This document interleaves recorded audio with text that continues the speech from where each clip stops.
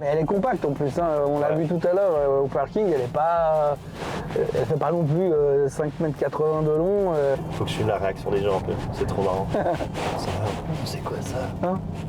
Non, c'était top. Appréciez le ride. Franchement, c'était top. Alors, c'était bien? Non, parce que moi, c'était pas mal. Il a kiffé le siège maçon. Ouais, alors c'est vrai que c'est assez sympa d'avoir... c'est assez surprenant, c'est ce que je disais au début, c'est que dans une Volkswagen, avoir un siège maçon, j'étais plutôt habitué à voir ça dans des Bentley ou des Mercedes 500. La touche qui est vraiment géniale, ils ont mis des pédales avec un bouton pause sur le frein et un bouton play sur l'accélérateur. Et j'aime beaucoup. Mais c'est vraiment complètement dans l'esprit de ce véhicule.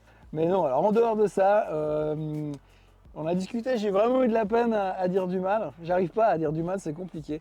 Cette voiture a un capital sympathie absolument inouï. Enfin, cette voiture, c'est même pas une voiture, c'est un VV-bus, c'est un minibus VV comme à l'époque. Il y a un capital sympathie absolument génial. À conduire, c'est fantastique parce que batterie au sol, tenue de route incroyable. Ça ne balance pas, contrairement à pas mal de SUV ou de grosses voitures plutôt hautes. Pourtant, on est relativement haut, mais c'est vraiment agréable à conduire. Après, il faut encore gérer l'autonomie comme sur toutes les voitures électriques, mais ça, on ne peut pas non plus leur en vouloir. Et puis, comme tu me disais, la problématique, c'est de trouver les bornes en suffisance pour pouvoir charger. Mais autrement, franchement, c'est hyper attachant. Je ne sais pas ce que je ferais d'un minibus comme ça à l'heure actuelle, mais franchement, c'est vachement fun. Il se lancerait dans le surf.